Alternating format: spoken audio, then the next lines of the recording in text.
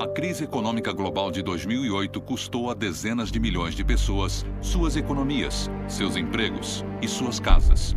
Foi assim que aconteceu.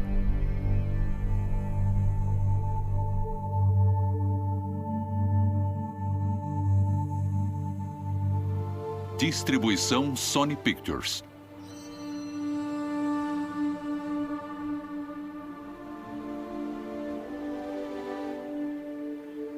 Islândia.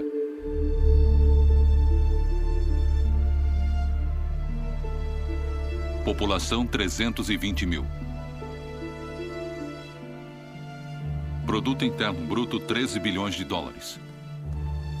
Perdas bancárias 100 bilhões de dólares.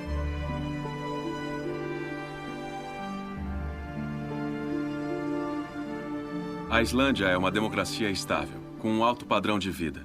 E até recentemente, com taxas extremamente baixas de desemprego e dívidas governamentais. Nós tínhamos a infraestrutura completa de uma sociedade moderna. Energia limpa, produção de alimentos, pesca com um sistema de cotas para administrá-las. Boa assistência médica, boa educação, com ar limpo, sem muita criminalidade. É um bom lugar para as famílias viverem. Tínhamos uma posição quase perfeita. Mas no ano 2000, o governo da Islândia iniciou uma ampla política de desregulamentação, que teria consequências desastrosas, primeiro para o meio ambiente e depois para a economia. Fizeram isso permitindo que corporações multinacionais, como a Alcoa, construíssem fábricas de fundição de alumínio gigantescas e explorassem fontes de energia geotérmica e hidroelétrica da Islândia. Muitas das áreas mais bonitas nas montanhas, com as cores mais espetaculares, são geotérmicas. Nada vem sem consequências.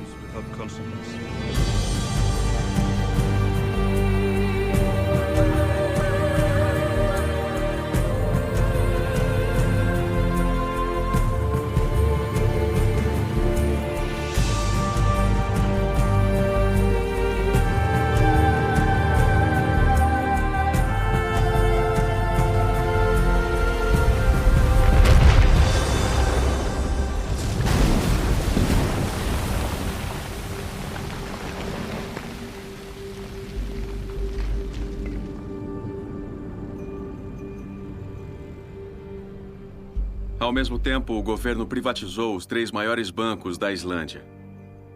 O resultado foi um dos mais puros experimentos na desregulamentação financeira que já foi conduzido. Setembro de 2008. Já sofremos o bastante. Como tudo isso pode acontecer? A especulação tomou o controle, meio que destruíram o país. Em um período de 5 anos, esses 3 minúsculos bancos, que nunca haviam atuado fora da Islândia, pegaram emprestado 120 bilhões de dólares, valor 10 vezes maior do que a economia da Islândia.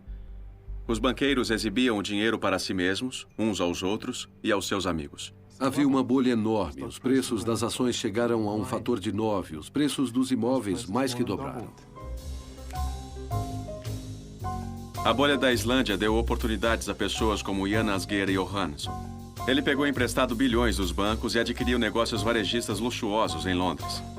Ele também comprou um avião privado, um iate de 40 milhões de dólares e uma cobertura em Manhattan. Os jornais sempre tinham nas manchetes: este milionário comprou esta empresa, no Reino Unido, ou na Finlândia, ou na França, ou onde quer que seja. Ao invés de dizer: este milionário pegou um empréstimo de $1 bilhão para comprar esta empresa e pegou isso do seu banco local. Os bancos criaram fundos de renda fixa e avisaram os correntistas para retirar o dinheiro da conta e colocar em fundos de renda fixa. O esquema Ponzi precisava de tudo que conseguisse. Firmas de contabilidade americanas como KPMG auditavam os bancos islandeses e firmas de investimento e não encontravam nada de errado. E as agências de índice de crédito americanas diziam que a Islândia era maravilhosa. Em fevereiro de 2007, a agência de índice de crédito decidiu atualizar os bancos com a taxa mais alta possível, a AAA. Era como se o governo viajasse com os banqueiros, como em um programa de relações públicas.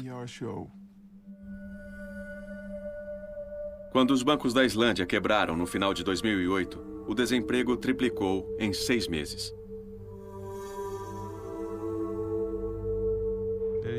Ninguém saiu ileso na Islândia.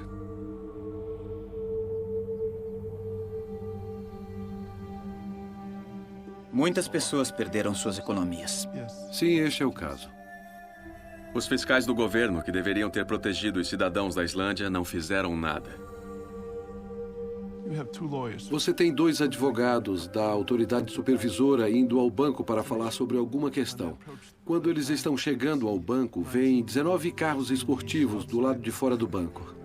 Certo? Então, você entra no banco e tem 19 advogados sentados na sua frente, certo? Muito bem preparados. Prontos para matar qualquer argumento que você fizer. Então, se você fizer tudo muito bem, eles vão lhe oferecer um emprego, certo? 1/3 dos fiscais financeiros foram trabalhar para os bancos. Mas esse é um problema universal. Em Nova York, você tem o mesmo problema.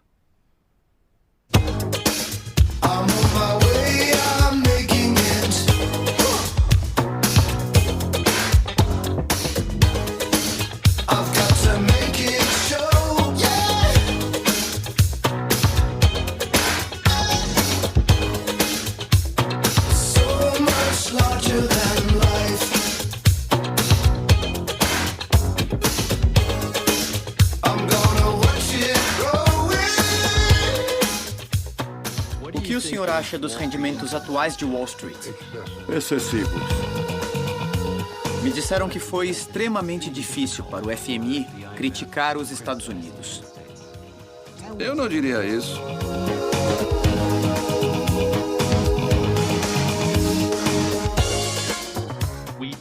Lamentamos profundamente as brechas nas leis dos Estados Unidos.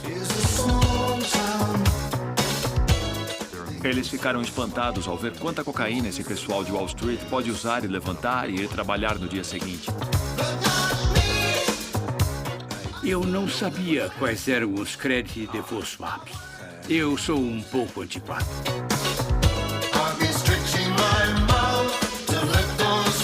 Alguma vez Larry Summers expressou remorso? Eu não ouço confissões.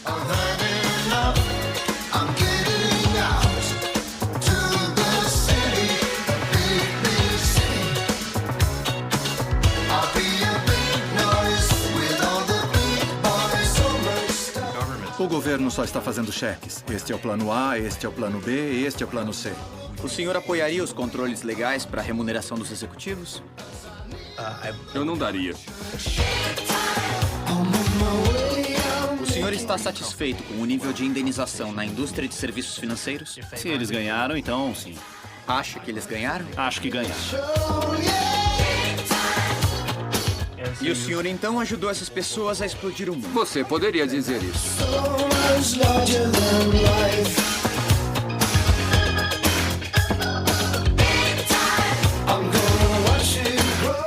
Eles estavam tendo ganhos privados enormes com a perda pública.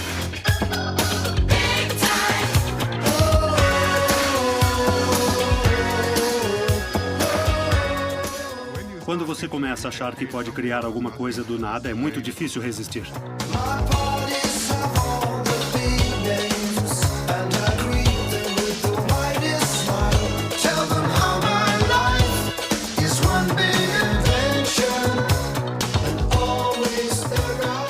Estou preocupada com tantas pessoas que querem voltar ao modo antigo, da forma como estavam operando antes da crise. Londres, grupo da Bolsa de Valores.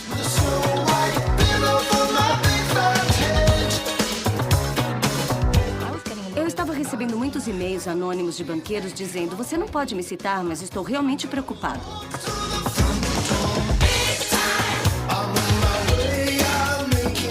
Por que o senhor acha que não existe uma investigação mais sistemática sendo realizada? Porque você acharia os culpados. O senhor acha que a Escola de Comércio da Colômbia tem algum problema de conflito de interesses? Eu acho que não.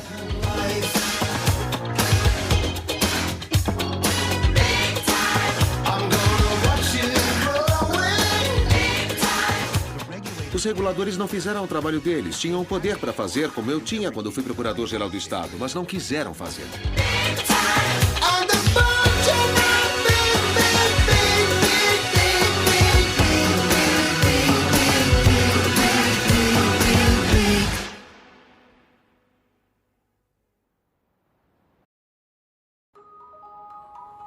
15 de setembro de 2008. Durante o fim de semana, o Lehman Brothers, um dos mais veneráveis e maiores bancos de investimento, foi forçado a se declarar falido. Um outro banco, Merrill Lynch, foi forçado a ser vendido hoje.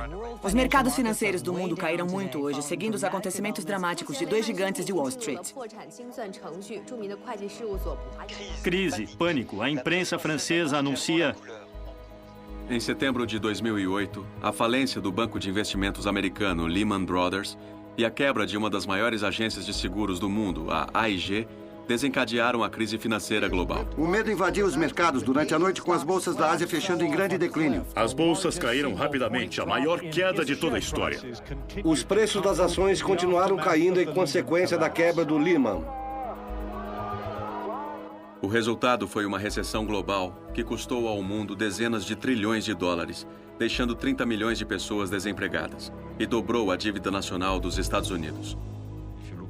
Se você olhar o custo disso, a destruição da equidade de riqueza, da equidade de moradia, a destruição da renda, dos empregos, 50 milhões de pessoas globalmente poderiam acabar abaixo da linha de pobreza de novo. Essa é uma crise tremenda, tremendamente cara. Esta crise não foi um acidente. Ela foi causada por uma indústria sem controle. Desde a década de 1980, o crescimento do setor financeiro dos Estados Unidos tem conduzido uma série de crises financeiras cada vez mais severas. Cada crise causou mais danos, enquanto a indústria ganhou mais e mais dinheiro. Parte 1. Como chegamos aqui? Depois da Grande Depressão, os Estados Unidos tiveram 40 anos de crescimento econômico sem uma única crise financeira. A indústria financeira estava firmemente regulada. A maioria dos bancos comuns realizava negócios locais e eram proibidos de especular com as economias dos depositantes. Os bancos de investimento, que lidavam com bolsas de valores e comércio de títulos, eram parcerias privadas e pequenas. No modelo de parceria de banco de investimento tradicional, os parceiros levantam e investem o dinheiro. E, obviamente, observam o dinheiro com muito cuidado. Eles queriam viver bem, mas não queriam apostar todos os seus bens em nada. Paul Volcker trabalhou no Departamento do Tesouro e foi presidente do Federal Reserve de 1979 a 1987. Antes de ir para o governo, ele era um economista do banco Chase Manhattan. Quando saí do Chase para ir para o Tesouro em 79, acho que minha renda estava próxima de $45 mil ao ano. $45 mil ao ano. Em 1972, a Morgan Stanley tinha aproximadamente 110 funcionários, um escritório e o capital de $12 milhões. Agora, Morgan Stanley tem 50 mil funcionários e um capital de vários bilhões. E tem escritórios em todo o mundo. Os bancos de investimento venderam suas ações, o que deu a eles quantias enormes do dinheiro de acionistas. O pessoal de Wall Street começou a ficar rico.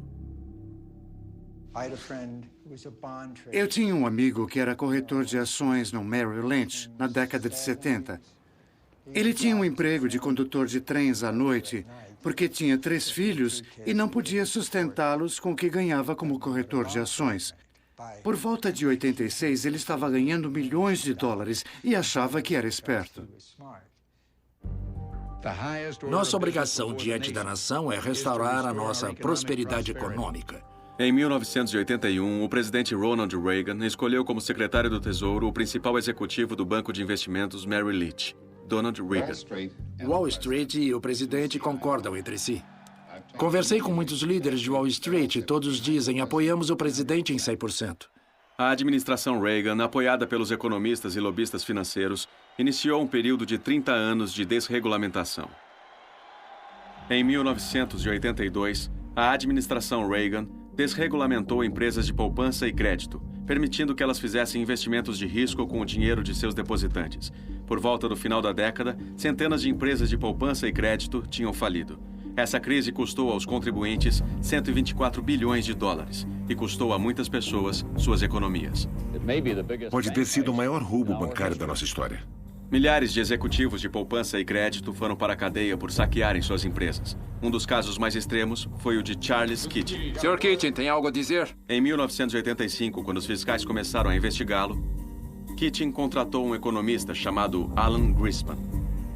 Nesta carta aos fiscais, Greenspan elogia os planos de negócios sólidos e a perícia empresarial de Keating e diz que ele não via nenhum risco em permitir que Keating investisse o dinheiro de seus clientes. Keating aparentemente pagou a Greenspan $40 mil. Charles Keating foi para a prisão pouco depois. Quanto a Alan Greenspan, o presidente Reagan o indicou para presidente do Banco Central dos Estados Unidos, o Federal Reserve. Greenspan foi indicado novamente pelos presidentes Clinton e George W. Bush. Durante a administração Clinton, a desregulamentação continuou com Greenspan e o secretário do Tesouro, Robert Rubin, o antigo principal executivo do banco de investimentos Goldman Sachs, e Larry Summers, professor de economia de Harvard.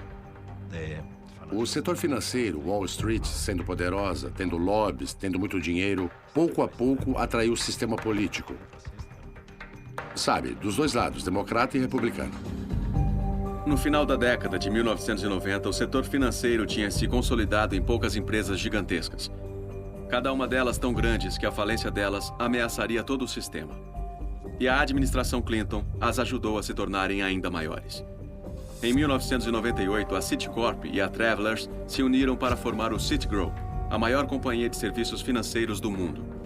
A fusão violava o Ato Glass-Steagall, uma lei aprovada depois da Grande Depressão que impedia que bancos com depósitos de consumidores se envolvessem em atividades bancárias de investimentos de risco. Foi ilegal adquirir a Travelers. Greenspan não disse nada. O Federal Reserve deu a eles uma isenção por 1 ano e então eles aprovaram a lei. Em 1999, com estímulo de Summers e Rubin, o Congresso aprovou o Ato Gramm-Leach-Bliley, conhecido por alguns como o Ato de Socorro ao Citigroup. Ele derrubou o Ato Glass-Steagall e limpou o caminho para futuras fusões.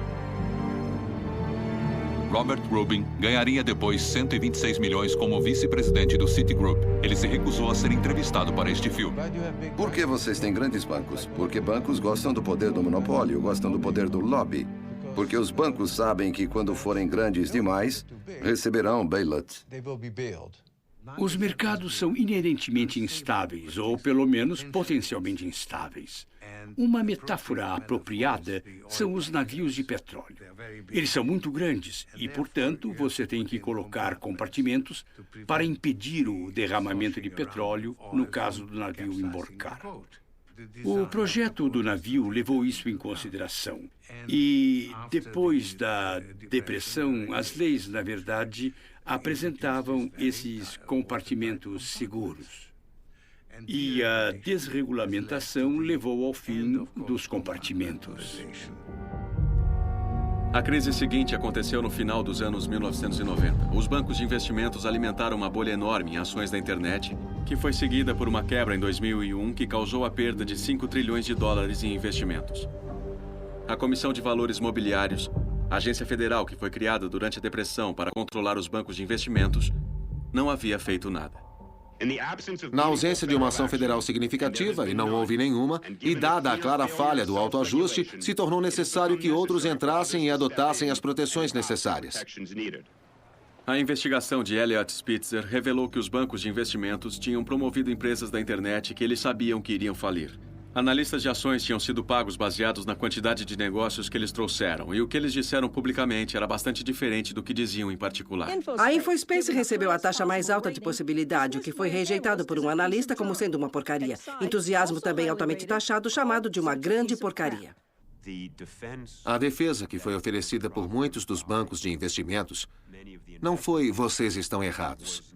Foi "todo mundo está fazendo isso e todo mundo sabe o que está acontecendo". E, portanto, ninguém deveria confiar nesses analistas.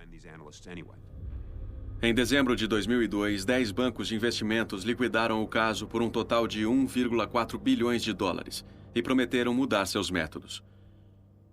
Scott Talbot é o chefe lobista do Comitê de Serviços Financeiros, um dos mais poderosos grupos em Washington, que representa quase todas as maiores empresas financeiras do mundo. O senhor está tranquilo com o fato de que muitas das suas empresas se dedicaram a atividades criminosas em larga escala? O senhor tem que ser específico. Tudo bem. E antes de mais nada, a atividade criminosa não deveria ser aceita. Pronto.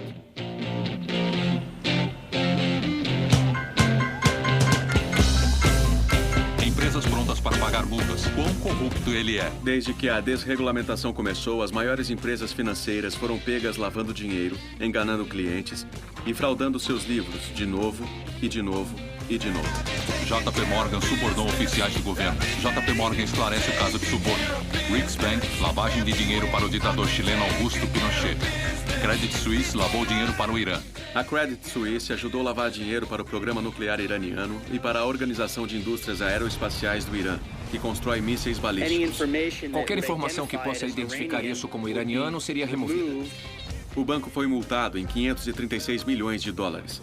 O Citibank ajudou a lavar 100 milhões de dólares do dinheiro de drogas do México. A perda de qualquer documento ligado com a conta? 9 de novembro de 1999. Eu disse de brincadeira, foi nos estágios iniciais, eu não quis dizer seriamente. Entre 1998 e 2003, Fannie Mae excedeu seus ganhos em mais de 10 bilhões de dólares. Esses padrões de conta são altamente complexos e requerem determinações sobre as quais os peritos às vezes discordam. O principal executivo, Franklin Raines, que era o diretor de orçamento do presidente Clinton, recebeu mais de 52 milhões de dólares em bônus. Fraude da UBS, multada em 780 milhões de dólares. Para negar impostos, eles se recusaram a cooperar com o governo dos Estados Unidos. O senhor poderia fornecer os nomes? Se for feito um acordo. Não há nenhum acordo. O senhor concordou em participar de uma fraude. A IG deve oferecer 1,6 bilhões de dólares para ajustar as contas com os fiscais. Como os bancos ajudaram a fraude da Enron. Enron foi ajudada a omitir fraude, multada em 385 milhões de dólares. Mas enquanto as companhias enfrentam multas sem precedentes, as firmas de investimento não têm que admitir nenhum erro. Quando você é grande assim, está lidando com tantos produtos e tantos consumidores, erros acontecem. A indústria de serviços financeiros parece ter um nível de criminalidade que é de alguma forma característico. Quando foi a última vez que a Cisco ou a Intel, Google, Apple, IBM, você sabe... Concordo com você sobre a alta tecnologia versus os serviços financeiros. Como assim? Ora, a alta tecnologia é um negócio fundamentalmente criativo, onde a geração de ações e a renda deriva da criação de alguma coisa nova e diferente. Iniciando na década de 1990, a desregulamentação e avanços na tecnologia levaram a uma explosão dos produtos financeiros complexos, chamados derivados. Economistas e banqueiros afirmam que eles tornaram os mercados mais seguros, mas ao invés disso, os tornaram mais instáveis. Desde o fim da Guerra Fria, muitos ex-físicos e matemáticos decidiram aplicar suas habilidades não na tecnologia da Guerra Fria, mas nos mercados financeiros, junto com os banqueiros de investimentos e fundos livres. Criando armas diferentes. Absolutamente. Sabe como Warren Buffett disse sobre armas de destruição em massa? Fiscais, políticos e executivos não levaram a sério a ameaça da inovação financeira na estabilidade do sistema financeiro. Usando derivados, banqueiros podiam jogar em virtualmente qualquer coisa. Eles podiam apostar no aumento ou queda do preço do petróleo, na falência de uma empresa e até mesmo no tempo. No final dos anos 1990, os derivados eram um mercado descontrolado de 50 trilhões de dólares. Em 1998, alguém tentou controlá-los. Brookles Bourne se formou como primeira de sua turma na escola de advocacia de Stanford e foi a primeira mulher a editar uma grande revista jurídica. Depois de dirigir o escritório de derivados na Arnold Porter, Bourne foi indicada pelo presidente Clinton para presidir a Comissão de Comércio Futuro de Commodities, que supervisiona o mercado de derivados. Brookles Bourne me perguntou se eu iria trabalhar com ela. Decidimos que este era um mercado sério, potencialmente desestabilizado. Em maio de 1998, a CFTC fez uma proposta para controlar os derivados. O Departamento do Tesouro de Clinton teve uma resposta imediata. Eu, por acaso, fui ao escritório da Brookles e ela estava acabando de desligar o telefone. Ela ficou pálida e olhou para mim e disse... Era Larry Summers. Ele estava com 13 banqueiros em seu escritório. Ele expressou aquilo de um modo muito intimidador, como dizendo a ela para parar. Os bancos estavam excessivamente confiantes nos ganhos desses tipos de atividades, o que leva a uma batalha monumental para impedir isso, o estabelecimento de instrumentos a serem controlados. Logo depois da ligação de Summers, Greenspan, Rubin e o presidente da SEC, Arthur Levitt, divulgaram uma declaração conjunta condenando Bourne e recomendando uma legislação para manter os derivados sem controle. 24 de julho de 1998. Ela foi rejeitada, infelizmente. Primeiro pela administração Clinton e depois pelo Congresso. Em 2000, o senador Phil Gramm teve um papel importante na aprovação de um projeto de lei que quase isentava de controle os derivados. Eles estão 21 de junho de 2000. reduzindo a responsabilidade reguladora. Acredito que precisamos fazer isso. Depois de deixar o governo, Phil Gramm se tornou vice-presidente da UBS. Desde 93, sua esposa Wendy era funcionária do conselho da Enron. É a nossa maior esperança que seja possível dar andamento neste ano na legislação, que, de modo apropriado, crie uma certeza legal para os derivados OTC. Larry Summers mais tarde ganhou 20 milhões de dólares como consultor de um fundo hedge que dependia fortemente dos derivados. Quero ser associado a todos os comentários do secretário Summers. Em dezembro de 2000, o Congresso aprovou o Ato de Modernização de Futuro de Commodities. Redigido com a ajuda de lobistas da indústria financeira, proibia a regulamentação dos derivados. Uma vez que isso estava feito, foi muito rápido. E o uso de derivados e inovações financeiras explodiu tremendamente depois de 2000. Com a ajuda de Deus. Com a ajuda de 20 de janeiro de 2001. Época que George W. Bush assumiu a presidência em 2001, o setor financeiro dos Estados Unidos estava amplamente mais lucrativo, concentrado e poderoso do que já esteve. Dominando esta indústria estavam 5 bancos de investimentos, 2 conglomerados financeiros, 3 companhias de seguro e 3 agências de notação.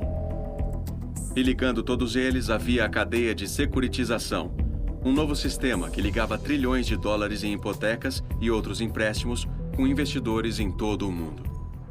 Há 30 anos, se você pegasse um empréstimo para uma casa, a pessoa que lhe emprestava o dinheiro esperava que você lhe restituísse. Você pegava um empréstimo de um credor que queria que você lhe devolvesse o dinheiro. Nós desenvolvemos a securitização pela qual as pessoas que fazem um empréstimo não estão mais em risco se há uma falha na restituição. No sistema antigo, quando um proprietário pagava sua hipoteca todos os meses, o dinheiro ia para o seu credor local.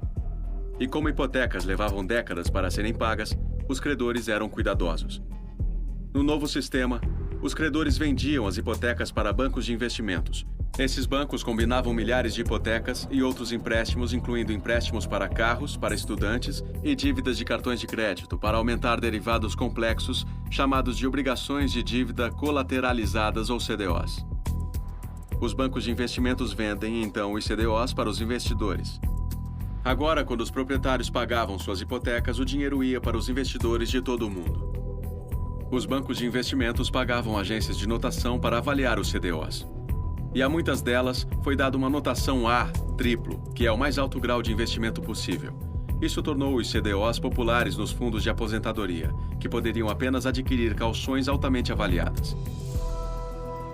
Este sistema era uma bomba relógio. Os credores não tinham mais cuidado em saber se o mutuário poderia pagar, então começaram a fazer empréstimos mais arriscados. Os bancos de investimentos não se importavam também. Quanto mais CDOs eles vendiam, mais altos eram seus lucros. E as agências de notação, que eram pagas pelos bancos de investimentos, não tinham nenhuma responsabilidade se suas notações de CDOs estivessem erradas. Eles estariam se arriscando muito e não havia restrições regulatórias. Então era o sinal verde para aprovar mais e mais e mais empréstimos. Entre 2000 e 2003, o número de empréstimos de hipotecas feitos a cada ano quase quadruplicou. Todo mundo nesta cadeia de securitização, desde o início até o fim, não se importava com a qualidade da hipoteca. Eles se importavam em maximizar seus volumes e ficar sem taxação.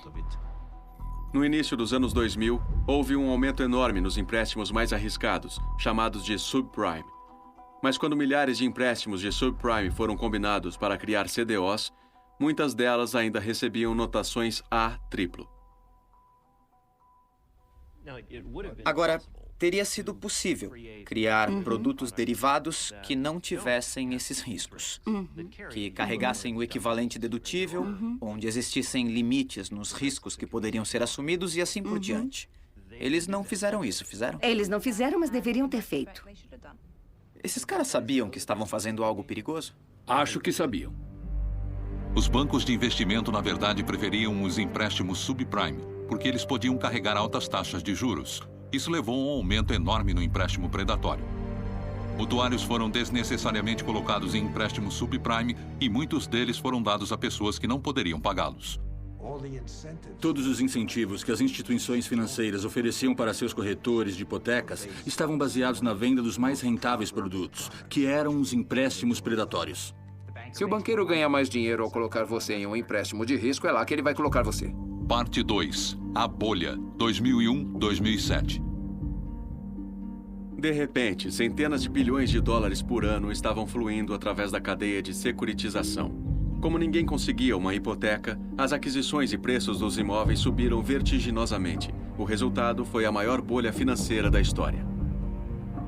Bens imobiliários são reais. Pode-se ver o bem, pode-se viver neste bem, pode-se alugar este bem. Houve um boom enorme nos imóveis que não fazia nenhum sentido. O apetite financeiro do setor conduziu àquilo que todos fizeram. A última vez que tivemos uma bolha imobiliária foi no final dos anos 1980. Naquele caso, os aumentos dos preços dos imóveis tinham sido relativamente menor. Esta bolha dos imóveis levou a uma recessão relativamente grave. De 1996 até 2006, o preço real dos imóveis dobrou de modo efetivo. Preço dos imóveis 2007, 194%. Com o preço de $500 por bilhete, eles vieram saber como comprar a sua própria parte do sonho americano. A Goldman Sachs, Bear Stearns, Lehman Brothers, Merrill Lynch estavam todos nisso. O empréstimo de alto risco sozinho aumentou de 30 bilhões por ano em fundos para mais de 600 bilhões por ano em 10 anos. Eles sabiam o que estava acontecendo. A Countrywide Financial, a maior credora de alto risco, distribuiu o equivalente a 97 bilhões de dólares em empréstimos e ganhou mais de 11 bilhões em lucros como resultado. Em Wall Street, os bônus anuais em dinheiro cresceram. Negociadores e principais executivos se tornaram muitíssimo valiosos durante a bolha. Lehman Brothers era um dos maiores subscritores de empréstimos de alto risco e seu principal executivo, Richard Fuld, levou para casa 485 milhões de dólares. Em Wall Street, esta bolha de imóveis e crédito estava conduzindo centenas de bilhões de dólares de lucros. Por volta de 2006, cerca de 40% de todos os lucros de empresas S&P 500 estavam vindo das instituições financeiras. Não havia lucros reais. Não era um rendimento real. Era apenas dinheiro que estava sendo criado pelo sistema e registrado como rendimento, 2, 3 anos no futuro. Há um padrão e tudo é liquidado. Isso era algo grande nacional, não apenas nacional, global. Através do ato de propriedade de imóvel e proteção do lucro líquido, o Conselho do Federal Reserve aumentou sua autoridade para controlar a indústria de hipotecas. Mas o presidente do Federal Reserve, Alan Greenspan, se recusou a usá-lo. Alan Greenspan disse, não, ideologicamente eu não acredito nisso. Por 20 anos, Robert Naisda foi o chefe da Green Line, um poderoso grupo de defesa ao consumidor. Ele encontrava com Greenspan regularmente. Demos a ele o exemplo da Countrywide e 150 hipotecas de taxas variáveis, complexas, diferentes. Ele disse que se você tivesse um doutorado em matemática, você não seria capaz de entendê-los o suficiente para saber qual era ou não bom para você. Então achamos que ele ia tomar uma atitude. Mas conforme a conversa continuava, ficou claro que ele estava preso à sua ideologia. Nos encontramos de novo com Greenspan em 2005. Muitas vezes nos encontrávamos com ele 2 vezes por ano e nunca menos do que uma. E ele não mudaria de ideia. Alan Greenspan se recusou a ser entrevistado para este filme. 2 de junho de 2005. Neste mundo incrível de comunicações instantâneas globais, o livre e rentável movimento de capital está ajudando a criar a maior prosperidade da história humana. A Comissão de Valores Imobiliários não conduziu nenhuma grande investigação de bancos de investimentos durante a bolha. 7 de outubro de 2008. pessoas foram demitidas da divisão de execução da lei da... É isso também o que o senhor testemunha? Sim. Eu acho que houve uma destruição sistemática, ou como quer que queiram chamar isso, da agência e sua capacidade através da demissão de pessoal. O escritório do gerenciamento de riscos da SEC reduziu seu pessoal. O senhor diria para um? Sim, quando aquele cavalheiro pudesse ir para casa à noite, ele poderia apagar as luzes. Durante a bolha, os bancos de investimentos estavam pegando grandes empréstimos para comprar mais empréstimos e criar mais CDOs. A razão entre o dinheiro pego emprestado e o dinheiro do próprio banco foi chamado de alavancagem. Quanto mais os bancos pegavam emprestado, mais alta era a sua alavancagem. Em 2004, Henry Paulson, o principal executivo da Goldman Sachs, ajudou a pressionar a Comissão de Valores Imobiliários para afrouxar os limites da alavancagem, permitindo aos bancos que aumentassem bruscamente seus empréstimos. A SEC, de alguma forma, decidiu deixar que os bancos de investimentos arriscassem muito mais. Aquilo foi loucura. Eu não sei por que eles fizeram isso, mas fizeram. Em 28 de abril de 2004, a SEC se reuniu para considerar elevar os limites de alavancagem nos bancos de investimento. Nos disseram que esses eram os caras grandes e claramente isso é verdade. Mas isso significa que se alguma coisa der errado, será uma bagunça terrível. As instituições financeiras mais altamente sofisticadas. Essas são as empresas que fazem a maior parte da atividade de derivados nos Estados Unidos. Conversamos com algumas delas para saber qual era o nível de conforto delas. A empresa, na verdade, achou que o número era adequado. Os comissários votaram por adotar as emendas de lei e novas leis como recomendado pela equipe? De fato, sim. É unânime. E nós adiamos. Alavancagem de banco de investimento 2003 versus 2007. O grau de alavancagem no sistema financeiro se tornou absolutamente assustador. Os bancos de investimento se alavancaram até o nível de 33:1, o que significa uma redução de minúsculos 3% no valor de sua base de bens, o que os deixaria na falência. Havia uma outra bomba relógio no sistema financeiro. A AIG, a maior companhia de seguros do mundo, estava vendendo quantidades enormes de derivados, os chamados Credit Default Swaps. Para os investidores que possuíam CDOs, as Credit Default Swaps funcionavam como uma apólice de seguros. Um investidor que adquirisse Credit Default Swaps pagava à AIG um prêmio trimestral. Se o CDO perdia, a AIG prometia pagar ao investidor suas perdas.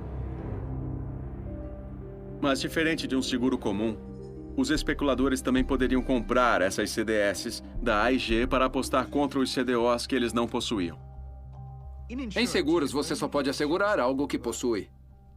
Se eu e você temos uma propriedade, eu possuo uma casa, eu só poderia asegurar aquela casa uma vez. O universo dos derivados essencialmente permite que qualquer pessoa, na verdade, faça o seguro daquela casa. Então você poderia fazer o seguro dela, outra pessoa poderia, então 50 pessoas poderiam fazer o seguro da minha casa. Então o que acontece se a minha casa pegar fogo é que agora o número de perdas no sistema se torna proporcionalmente maior.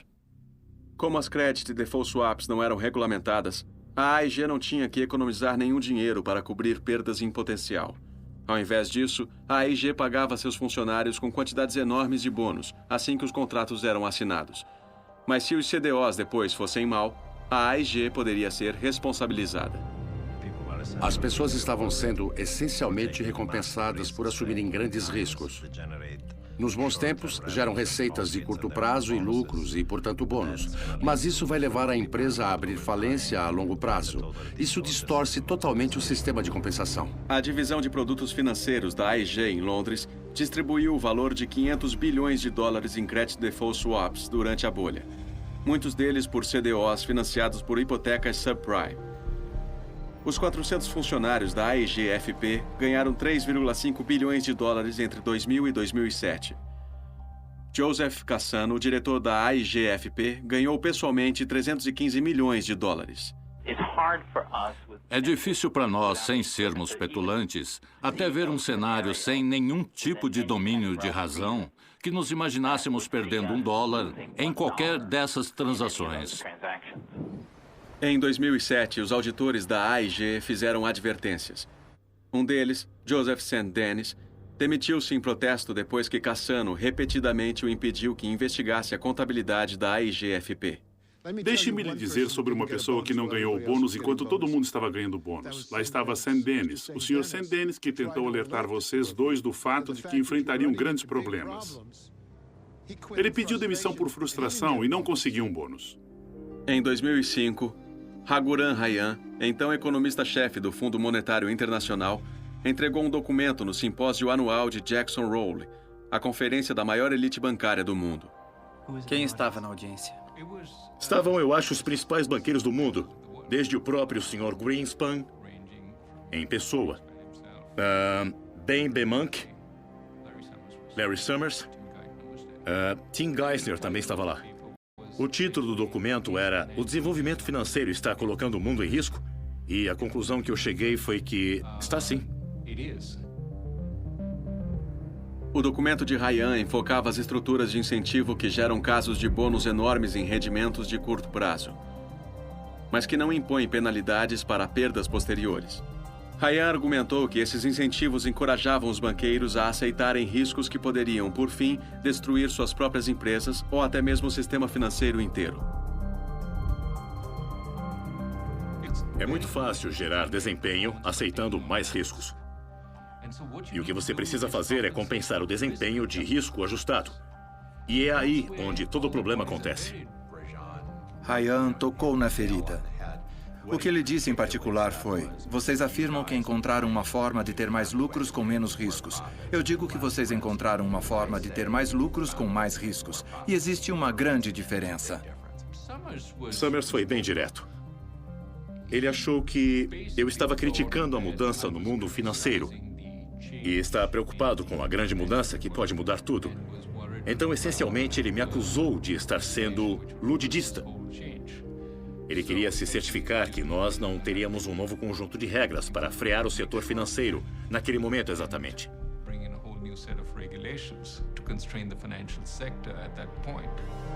Larry Summers se recusou a ser entrevistado para este filme. Você vai ganhar 2 milhões de dólares por ano a mais, ou 10 milhões de dólares por ano, colocando a sua instituição financeira em risco. Outra pessoa paga a conta e você não paga. Você quer fazer a aposta? Pessoas que trabalhavam em Wall Street disseram: eu faria essa aposta.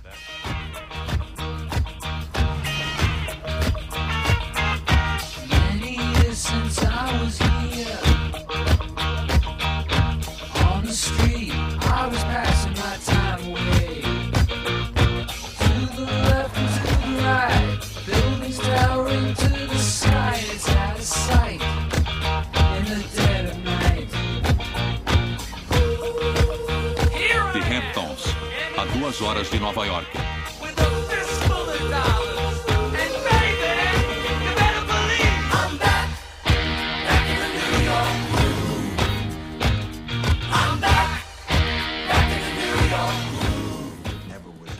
Nunca era suficiente. Eles não querem possuir uma casa, eles querem possuir 5 casas. E eles querem ter uma cobertura na Park Avenue. E querem ter o seu próprio jato particular. O senhor acha que esta é uma indústria onde níveis de compensação muito altos são justificáveis? Bem, eu acho que teria cuidado, ou prestaria atenção, ou faria uma exceção para muito alto. Quer dizer, é tudo relativo. Você tem uma casa de frente para o mar de 14 milhões de dólares na Flórida. Você tem uma casa de verão em Sun Valley, Idaho. Você e sua esposa têm uma coleção de arte com pinturas de milhões de dólares. Richard Fuld nunca apareceu na área de compra. Havia consultores de arte lá com ele o tempo todo. Ele tem o seu próprio elevador privado para ficar desconectado. Eles contrataram técnicos para programar seu elevador. Assim, o motorista pode ligar de manhã e um segurança segura o elevador. Há só uma pequena janela de 2 ou 3 segundos onde ele vê pessoas. Ele salta dentro do elevador e vai direto para o 31º andar. Lehman possuía um monte de jatos da empresa. O senhor sabia disso? Sim. Quantos eram? Havia 6, incluindo o 767. Também tinha um helicóptero. Entenda. Não eram aviões demais para se ter? Estávamos lidando com personalidades do tipo A e elas sabem tudo do mundo. Os negócios bancários se tornaram uma competição, sabe? O meu é maior do que o seu. Eram todos homens que dirigiam aquilo incidentalmente. 50 bilhões de dólares não eram mais suficientes. Acordamos 100 bilhões de dólares. Essas pessoas assumem riscos, elas são impulsivas. Jonathan Alpert é um terapeuta que tem entre muitos de seus pacientes executivos de Wall Street. Faz parte do comportamento deles, faz parte de suas personalidades, e isso se manifesta fora do trabalho também. É bastante típico para esses homens saírem, irem a bares de striptease, usarem drogas. Vejo muito uso de cocaína, muita prostituição. Lapdance de $1.000 desafia o mercado. Clube VIP estima que cerca de 80% de seus clientes são símbolos de Wall Street. Recentemente, neurocientistas fizeram experimentos onde pegaram indivíduos e os colocaram em uma máquina de ressonância magnética. E eles deram um jogo para eles onde o prêmio é dinheiro. E observaram o que acontecia quando esses sujeitos ganhavam dinheiro. A parte do cérebro que fica estimulada é a mesma parte que a cocaína estimula. Muitas pessoas acham que precisam ter esse tipo de comportamento para ganharem, para serem promovidas, para serem reconhecidas. De acordo com um artigo da Bloomberg, os corretores de derivados de Nova York gastam 5% de suas receitas no negócio de entretenimento. E muitas vezes inclui clubes de striptease, prostituição e drogas. Um corretor de Nova York apresentou um processo em 2007 contra sua empresa, alegando que exigiam que ele mantivesse prostitutas para entreter os negociantes.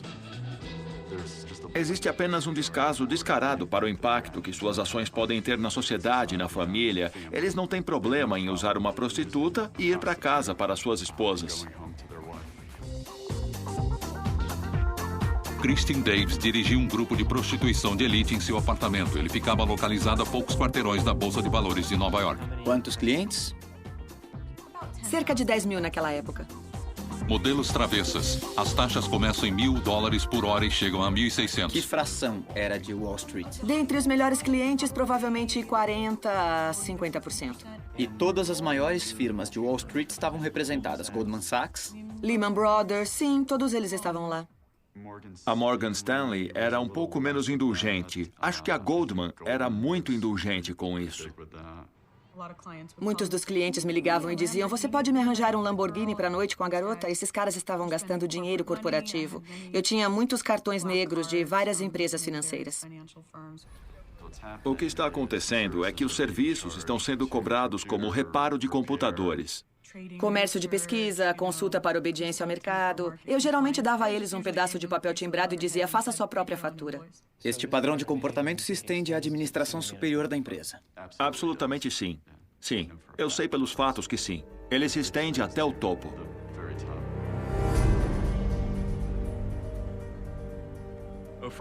Um amigo meu que está em uma empresa que tem uma grande presença financeira disse: bem, já é tempo de você aprender sobre hipoteca subprime. Então ele marcou uma sessão com a sua equipe de negociação e comigo. E o técnico que fez tudo isso ficou muito entusiasmado. Correu para o computador dele e mostrou em 3 segundos essa questão de títulos da Goldman Sachs. Foi um completo desastre. Mutuários tinham pegado emprestado em média 99,3% do preço da casa. O que significa que eles não têm dinheiro na casa. Se alguma coisa der errado, eles vão se recusar a renegociar a hipoteca. Este não é um empréstimo que você realmente faria, certo? Você teria que ser louco. Mas, de alguma forma, ganhou 80 mil desses empréstimos. E no momento em que os caras estavam prontos na Goldman Sachs e nas agências de notação, 2/3 dos empréstimos estavam taxados como AAA, o que significa que eram tão seguros quanto os títulos do governo. Isso é uma loucura total. Antiga sede da Goldman Sachs. A Goldman Sachs vendeu pelo menos o valor de 3,1 bilhões de dólares desses CDOs podres na primeira metade de 2006. O principal executivo da Goldman Sachs neste período era Henry Paulson, o principal executivo mais bem pago de Wall Street. 30 de maio de 2006. Bom dia, bem-vindos. Estou feliz por anunciar que vou nomear Harry Paulson para secretário do Tesouro. Ele tem uma longa experiência em negócios, um conhecimento íntimo com o mercado financeiro, ganhou reputação pela honestidade e integridade. Pode-se pensar que teria sido difícil para Paulson se adaptar a um escasso salário do governo. Mas ao aceitar o emprego de secretário do Tesouro, foi a melhor decisão financeira da vida dele. Paulson teve que vender seus 485 milhões de dólares de títulos da Goldman quando foi trabalhar para o governo. Mas devido a uma lei aprovada pelo primeiro presidente Bush, ele não teve que pagar nenhum imposto por isso. Ele economizou 50 milhões de dólares. Em 2007, Alan Sloan publicou um artigo sobre os CDOs distribuídos durante os últimos meses de Paulson. O artigo saiu em outubro de 2007. Na época, havia 1/3 das hipotecas inadimplentes. Agora, a maior parte delas está perdida. Um grupo que havia adquirido essas calções, que agora não valiam nada, foi o Sistema de Aposentadoria dos Funcionários Públicos do Mississippi, que fornece benefícios mensais para mais de 80 mil aposentados.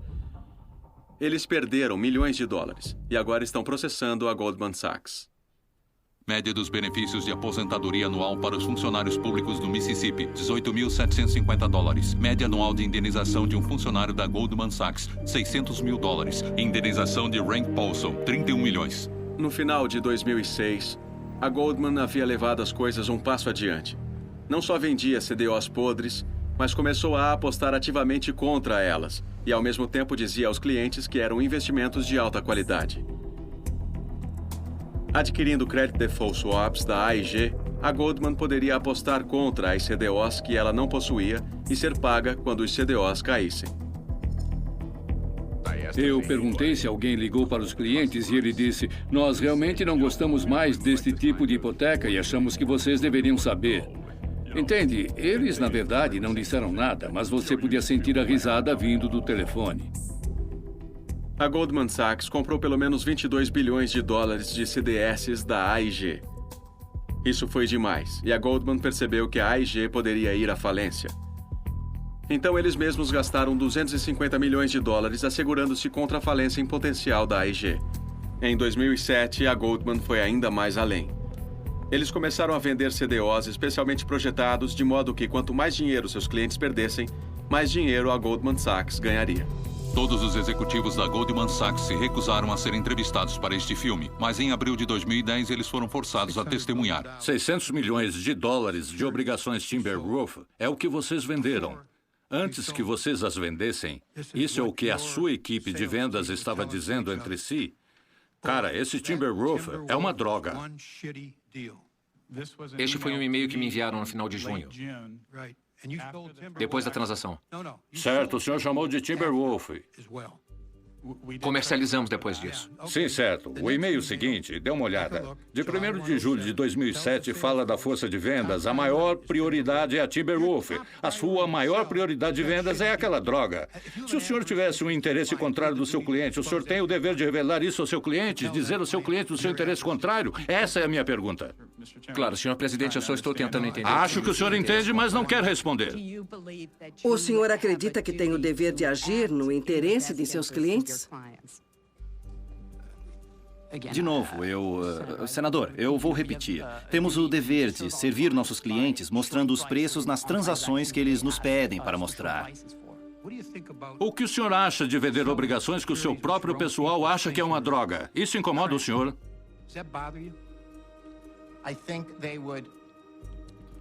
De novo, hipoteticamente? Não, isso é real. Então Ouvimos isso hoje. Ouvimos isso hoje. Isso é uma droga. Isso é uma droga.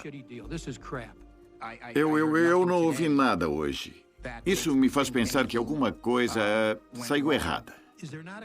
Não há um conflito quando o senhor vende algo para alguém e então deve apostar contra aquela mesma obrigação e o senhor não revela isso para a pessoa para a qual está vendendo. O senhor vê um problema? No contexto de agentes financeiros, isso não é um conflito. Quando o senhor soube que seus funcionários nesses e-mails diziam: nossa, que droga, nossa, mas é uma droga, o senhor sentiu alguma coisa? Eu acho que isso é muito infeliz de se ter no e-mail. O senhor está constrangido. É muito infeliz. Eu fiquei... Por favor, não entenda mal. Como foi se sentir dessa forma? Acho que é muito infeliz ter alguém que tenha dito isso. Sabia que os seus concorrentes estavam envolvidos em atividades similares? Sim, e de forma mais extensa do que nós em muitos casos. O gerente de fundos hedge, Joe Paulson, ganhou 20 bilhões de dólares apostando contra o mercado de hipotecas. Quando Paulson ficou sem obrigações de hipotecas para apostar contra, ele trabalhou com a Goldman Sachs e o Deutsche Bank para criar mais deles. Morgan Stanley também estava vendendo obrigações de hipotecas que estava apostando contra e agora está sendo processado pelo Fundo de Funcionários Aposentados do Governo das Ilhas Virgens por fraude. O processo judicial alega que Morgan Stanley sabia que o CDO era ruim. Embora eles fossem taxados como triplo, a Morgan Stanley estava apostando que eles iriam fracassar. Um ano depois, Morgan Stanley havia ganhado centenas de milhões de dólares, enquanto os investidores haviam perdido quase todo o seu dinheiro. Goldman Sachs, John Paulson e Morgan Stanley não estavam sozinhos. Os fundos Red, Tricadi e Magnetar ganharam bilhões apostando contra os CDOs que eles tinham projetado com Merrill Lynch, JP Morgan e Lehman Brothers. Os CDOs foram vendidos como investimentos seguros. Poderia-se pensar sobre aqueles fundos. Esses são de alto risco. Por que eu estou comprando? Porque os caras da Moody's, Standard & Poor's diziam, esses são AAA. Nenhuma dessas notações foi distribuída sem aprovação, sem um selo de aprovação das agências de notação.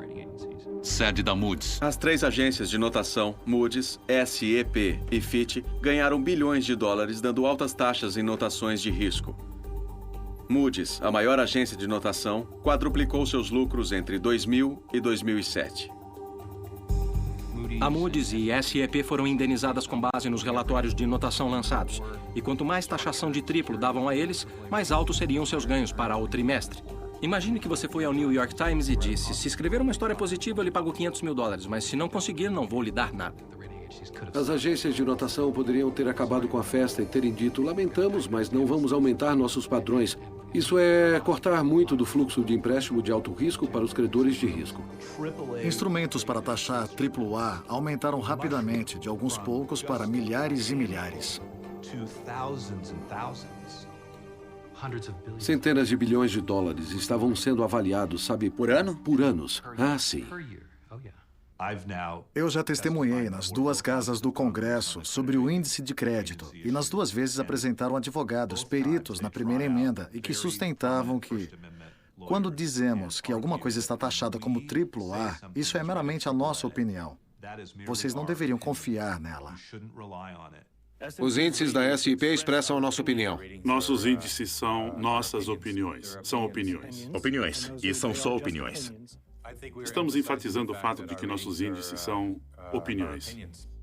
Eles não compartilharam suas opiniões conosco. Todos eles se recusaram a ser entrevistados para este filme. Eles não falam do valor de mercado de uma obrigação, da volatilidade de seu preço ou de sua adequabilidade como um investimento. Parte 3. A crise.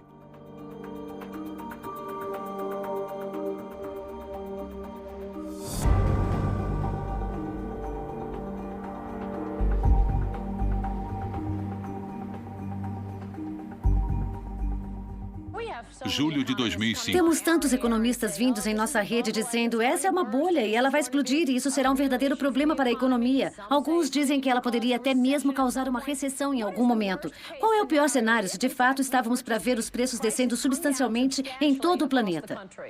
Não acredito na sua premissa, é uma possibilidade improvável. Nunca tivemos uma baixa nos preços dos imóveis de forma nacional, baseado em toda a nação. Ben Bernanke se tornou presidente do Conselho do Federal Reserve em fevereiro de 2006, o ano máximo para os credores de alto risco. Mas apesar dos inúmeros avisos, Bernanke e o Conselho do Federal Reserve não fizeram nada. Ben Bernanke se recusou a ser entrevistado por este filme. Robert Naisda se encontrou com Ben Bernanke e o Conselho do Federal Reserve 3 vezes depois que Bernanke se tornou presidente. Apenas no último encontro, ele sugeriu que havia um problema e que o governo deveria investigar. O que? Quando foi isso? Em que ano? Foi em 2009, 11 de março, em Washington. Neste ano? Neste ano em que nos encontramos, sim. Então, nos 2 anos anteriores, você se encontrou com ele? Até em 2008? Sim. Um dos 6 governadores do Conselho do Federal Reserve em mandato com Bernanke era Frederic Mishkin, que foi indicado pelo presidente Bush em 2006. O senhor participou desses encontros semianuais que Robert Naisda e Grillining faziam com o Conselho do Federal Reserve? Eu participei. Eu fazia parte do comitê que estava envolvido, o Comitê de Assuntos da Comunidade de Consumidores. Ele preveniu de maneira extremamente explícita sobre o que estava acontecendo e foi ao Conselho do Federal Reserve com a documentação de empréstimos do tipo de empréstimos que frequentemente estavam sendo feitos. Ele foi ouvido por educação e nada foi feito. De novo, eu não sei os detalhes em termos de fato, eu só não... seja qual tenha sido a informação que ele forneceu, eu não tenho certeza exatamente... Na verdade, para ser honesto, eu não consigo lembrar desse tipo de discussão, mas certamente haviam questões que foram discutidas. Mas a questão é o quanto persuasivas elas eram. Por que o senhor não tentou investigar? Acho que o pessoal investigou. Tínhamos pessoal verificando. Tínhamos um grupo inteiro verificando. O senhor não pode estar falando sério. Se tivessem verificado, teriam encontrado. Sabe, sempre é muito fácil dizer que sempre se pode encontrar. No início de 2004, o FBI já estava avisado de uma epidemia de fraudes de hipotecas. Eles relataram estimativas infladas, documentação adulterada e outras atividades fraudulentas. Em 2005, o economista-chefe do FMI, Raghuram Rajan, advertiu que esses perigosos incentivos poderiam levar a uma crise. Então chegaram os avisos de Nouriel Roubini, em 2006, os artigos de Alan Sloan na revista Fortune e no Washington Post em 2007, e os repetidos avisos do FMI. Eu disse, e em nome da instituição, a crise que está diante de nós é uma crise enorme. Com quem o senhor falou? O governo, o tesouro, a receita, todo mundo. Em maio de 2007, o gerente de fundo Hedge, Bill Ackman, fez circular uma apresentação chamada Quem Vai Pagar o Pato?, na qual descrevia como a bolha seria solucionada. E no início de 2008, Charles Morris publicou seu livro sobre a iminente crise. O colapso de 2 trilhões de dólares. Dinheiro fácil, apostas arriscadas e o colapso global do crédito. O senhor não está certo do que faz? E o senhor deveria ter suspeitado que aqueles padrões de subscrição estavam sendo enfraquecidos. Mas a questão é que o senhor deveria ter feito alguma coisa sobre isso. Por volta de 2008, a execução de hipotecas de imóveis estavam disparando e a cadeia de securitização implodiu. Os credores não podiam mais vender seus empréstimos aos bancos de investimentos e, como os empréstimos se tornaram inúteis, dezenas de credores faliram. Ficou famoso o que Chuck Prince do Citibank disse. Nós temos que dançar até que a música pare. Na verdade, a música já havia parado quando ele disse isso. O mercado para CDOs entrou em colapso, deixando os bancos de investimentos mantendo centenas de milhões de dólares em empréstimos, CDOs e imóveis que eles não podiam vender.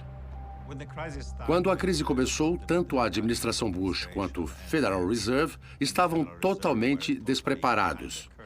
Eles não entenderam a extensão daquilo. Em que ponto a senhora se lembra de ter pensado pela primeira vez? Isso é perigoso, isso é ruim? Eu me lembro muito bem, e acho que foi na reunião do G7 de fevereiro de 2008. E eu me lembro de discutir a questão com Hank Paulson. Eu me lembro claramente de dizer, Hank, estamos assistindo essa tsunami chegar. E você só está propondo que nos perguntemos qual é o maiô que vamos usar. Qual foi a resposta dele? Qual foi a sensação dele? As coisas estão sob controle. Estamos vendo essa situação com cuidado e está sob controle. Reunião do G7, Tóquio, 9 de fevereiro de 2008. Continua crescendo, você não está em recessão, certo? Quero dizer, todos nós sabemos disso. A recessão, na verdade, havia começado 4 meses antes de Paulson ter feito esta declaração. 16 de março de 2008. Em março de 2008, o banco de investimentos Bear Stearns ficou sem dinheiro e foi adquirido por $2 a ação pela JP Morgan Chase. O acordo foi apoiado por $30 bilhões em garantias de emergência do Federal Reserve. Aquele era o momento em que a administração poderia ter entrado e se apresentado diversos tipos de medidas que teriam reduzido o risco do sistema. A informação que estou recebendo 10 de julho de 2008. é que o fim não é aqui, que existem outros problemas a sanar. Eu vi aqueles bancos de investimento trabalhando com o Federal Reserve e o SEC para fortalecer a sua liquidez, fortalecer o estado de seu capital. Recebo relatórios o tempo todo. Nossos fiscais estão muito vigilantes. Em 7 de setembro de 2008, Henry Paulson anunciou a aquisição federal da Fannie Mae e Freddie Mac, 2 credores de hipotecas gigantes à beira do colapso. 7 de setembro de 2008. Nenhuma de nossas ações hoje refletem uma visão alterada da correção do mercado imobiliário ou a força de outras instituições financeiras dos Estados Unidos. 2 dias depois, a Lehman Brothers anunciou perdas recordes de $3,2 bilhões e os títulos despencaram.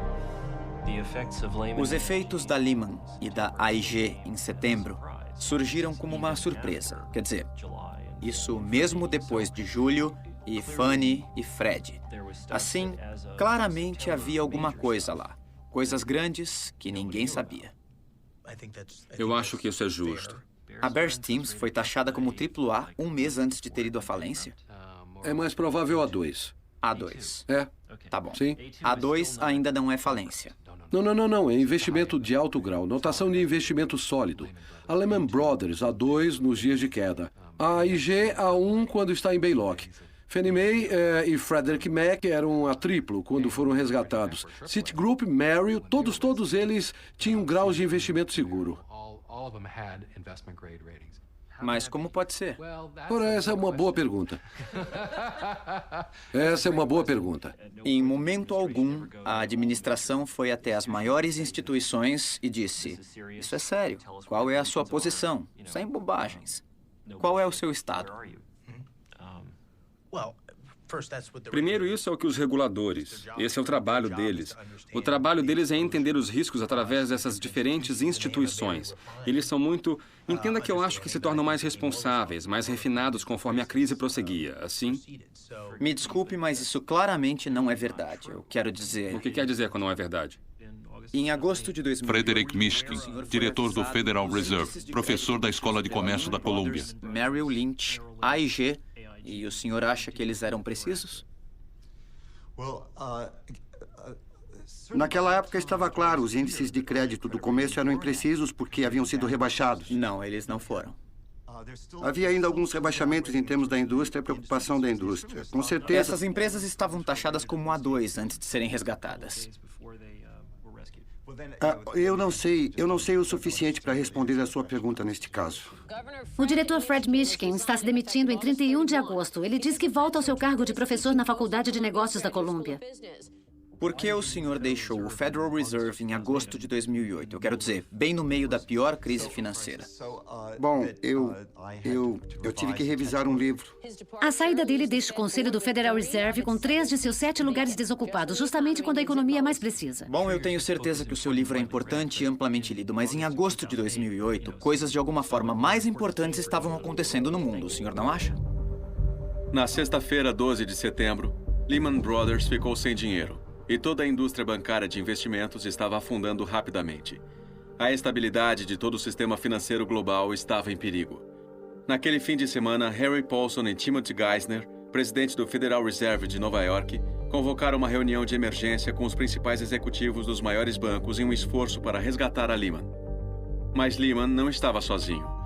Sede da Merrill Lynch. O Merrill Lynch, outro grande banco de investimentos, também estava à beira da falência. E naquele domingo, ele foi adquirido pelo Banco da América. O único banco interessado a comprar o Lehman foi o britânico Barclays. Mas os reguladores britânicos exigiram uma garantia financeira do governo dos Estados Unidos. Paulson recusou. Nem a Lehman ou o governo federal havia feito qualquer plano para a falência. Todos nós entramos em um táxi e fomos direto ao banco do Federal Reserve.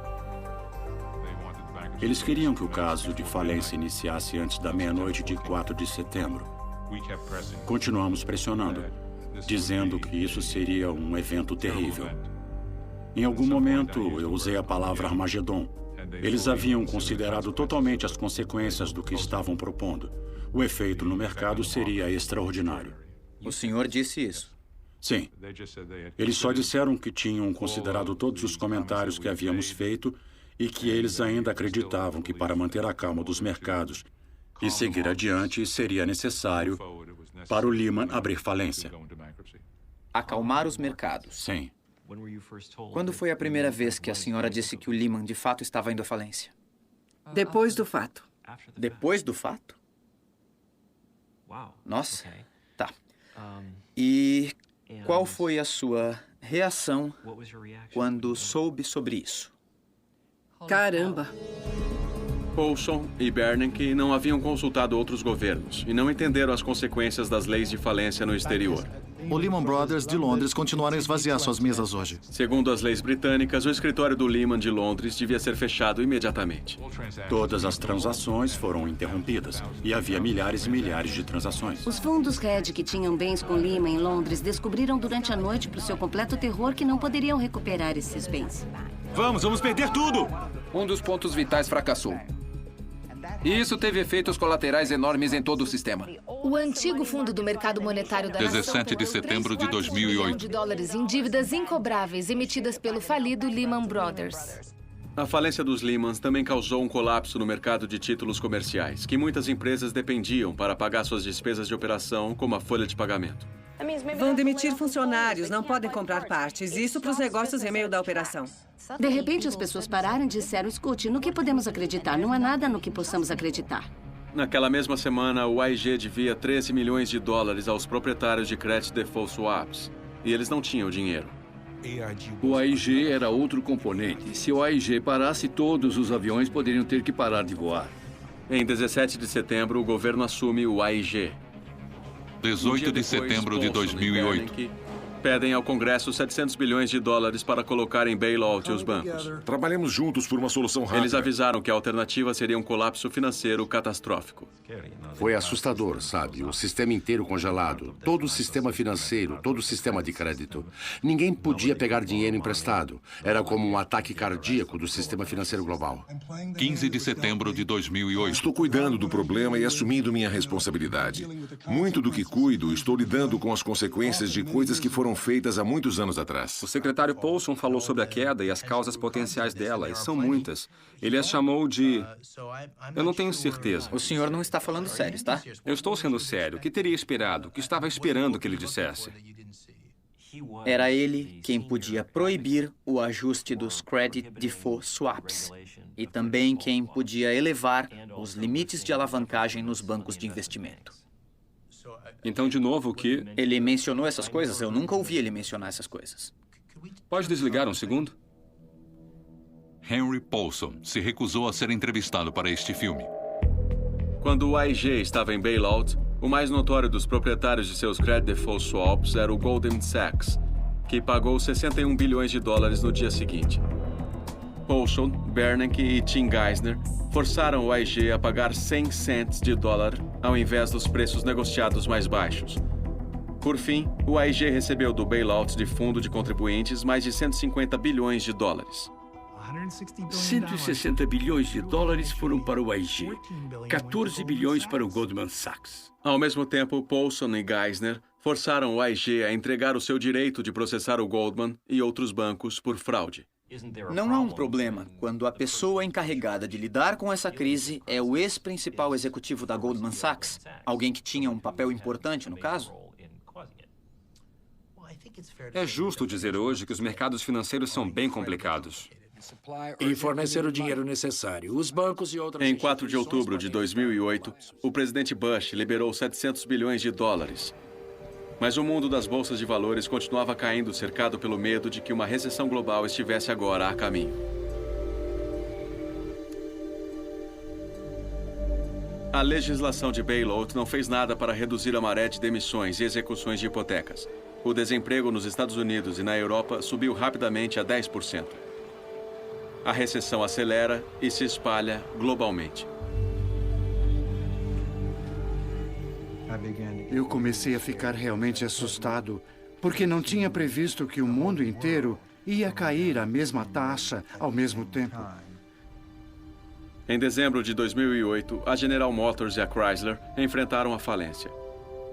E como os consumidores dos Estados Unidos reduziram os gastos, os fabricantes chineses viram suas vendas caírem rapidamente. Mais de 10 milhões de trabalhadores migratórios na China perderam seus trabalhos. Inevitavelmente, os mais pobres, como sempre, pagam mais.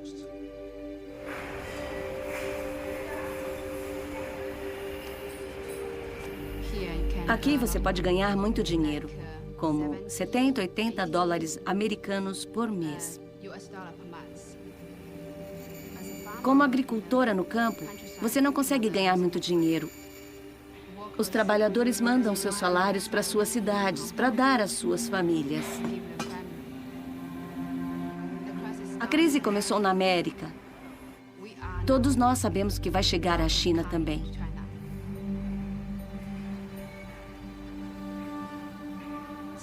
Algumas fábricas tentaram demitir alguns funcionários.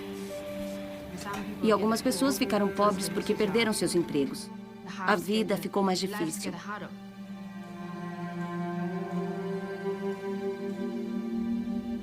Singapura. Estávamos crescendo cerca de 20%. Foi um super ano. Então nós, de repente, fomos para -9 neste trimestre. A exportação caiu e estamos falando em algo como 30%. Então perdemos dinheiro, sofremos um grande revés. Boom! Mesmo com a crise se desenvolvendo, não sabíamos se ela ia se espalhar ou quão grande ela seria. Ainda estávamos esperando que, de algum modo para nós, existisse um abrigo e fôssemos menos castigados pela tempestade. Mas não foi possível. É um mundo muito globalizado, as economias estão todas ligadas.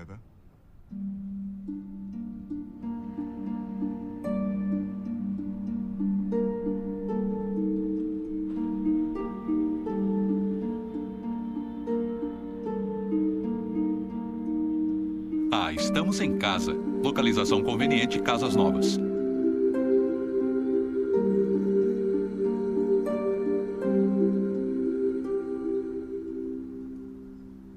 As execuções de hipotecas nos Estados Unidos alcançaram 6 milhões no ano de 2010.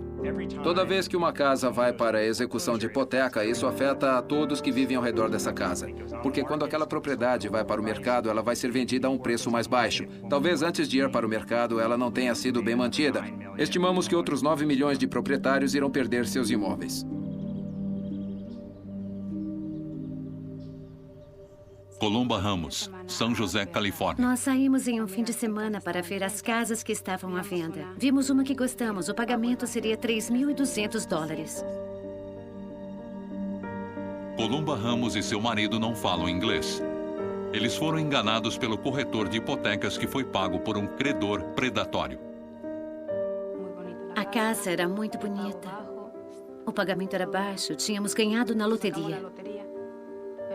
Mas a realidade surgiu quando o primeiro pagamento chegou. Preço $950 mil, financiamento 100%, hipoteca mensal $5.938,33. Eu me senti muito mal pelo meu marido. Porque ele trabalha demais e nós temos 3 filhos. Cidade das Barracas, Pinellas County, Flórida.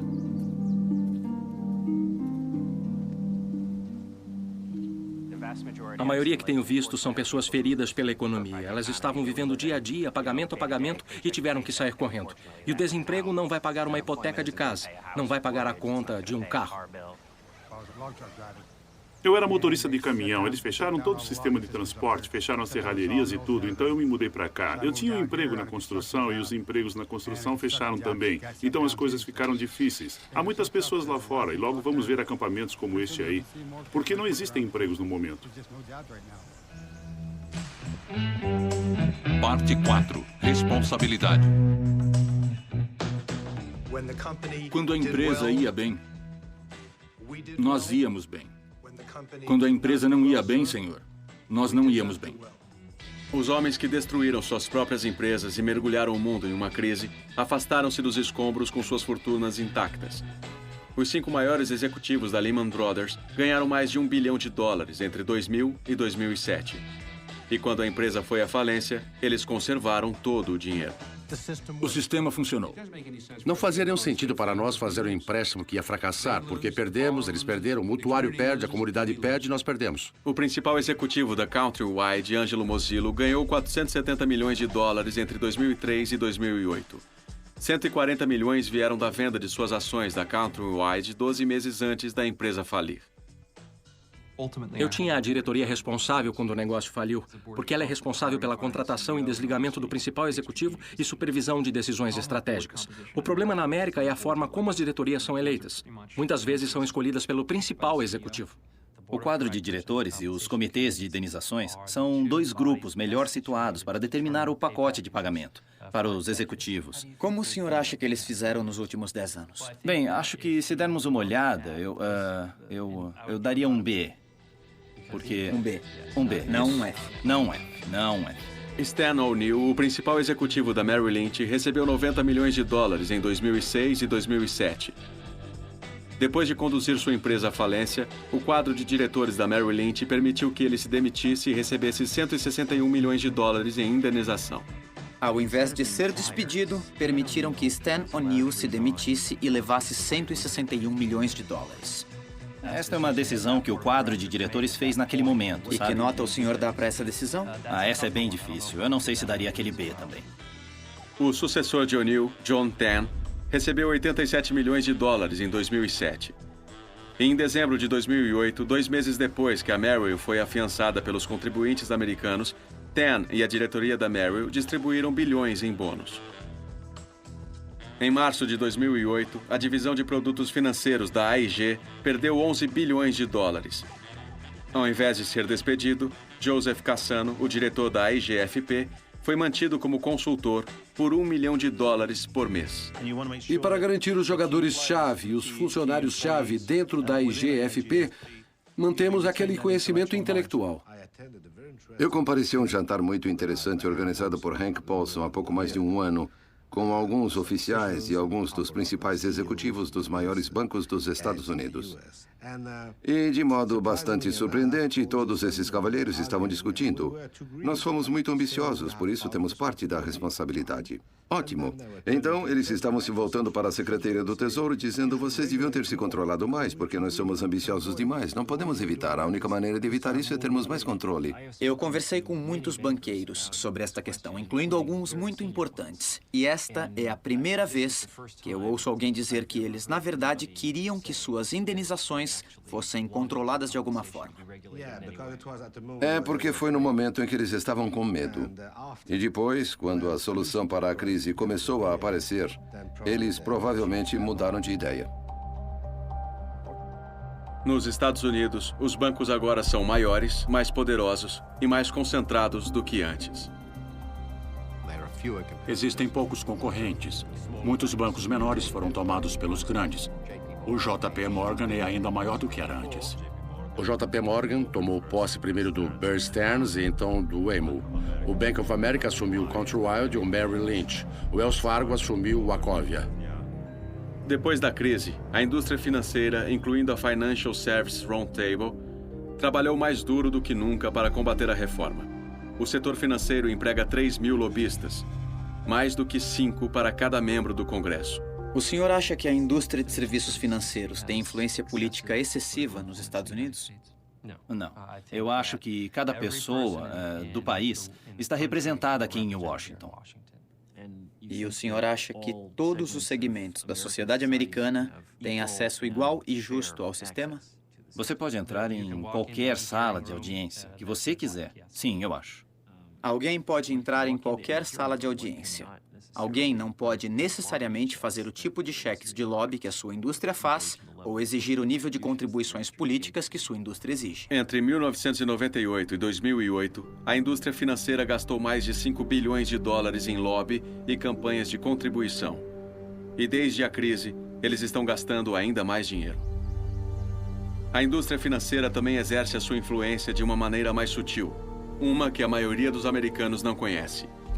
Ela corrompeu o estudo de economia em si.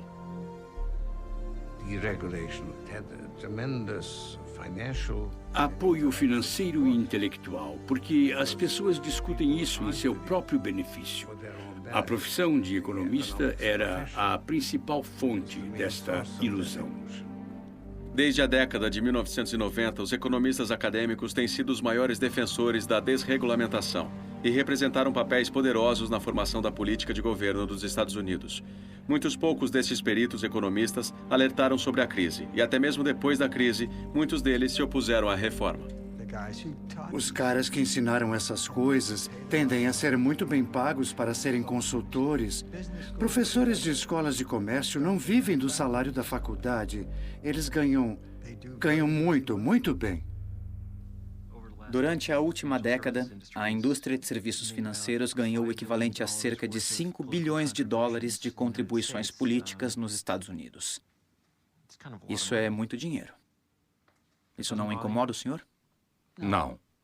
Martin Feldstein é um professor de Harvard e um dos mais notórios economistas do mundo. Como conselheiro-chefe de economia do presidente Reagan, ele foi o maior arquiteto da desregulamentação. E de 1998 até 2009, esteve no quadro de diretores do AIG e do AIGFP, que pagavam a ele $milhões. O senhor se arrepende por ter estado na diretoria da AIG? Sem comentários. Não estou arrependido por ter feito parte da diretoria da AIG. Isso eu posso dizer, absolutamente nenhum. Certo. O senhor tem algum arrependimento sobre as decisões da AIG? Não tenho mais nada a dizer sobre a AIG. Lecionei em Northwestern, Chicago, Harvard e Columbia. Glenn Hubbard é o reitor da Escola de Comércio da Colômbia e foi o presidente do quadro de conselheiros de economia de George W. Bush. O senhor acha que a indústria de serviços financeiros tem poder político demais nos Estados Unidos? Eu acho que não. Não, você certamente não teria essa impressão pela surra que eles regularmente levam em Washington.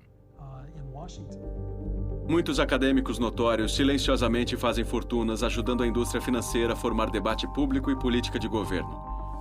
The Analysis Group, Charles Rivers Associates, Compass Lexicon, Law and Economics Group gerenciam uma indústria multibilionária que fornece peritos acadêmicos a serem contratados. 2 banqueiros que usaram esses serviços, Ralph Choff e Matthew Tanning, gerentes de fundos hedge da Bear Stearns, haviam sido processados por fraude de ações. Após contratarem o The Analysis Group, os 2 foram absolvidos. Glenn Hubbard recebeu $100 mil para testemunhar em defesa deles. O senhor acha que a disciplina de economia tem um problema de conflito de interesses? Eu não entendi.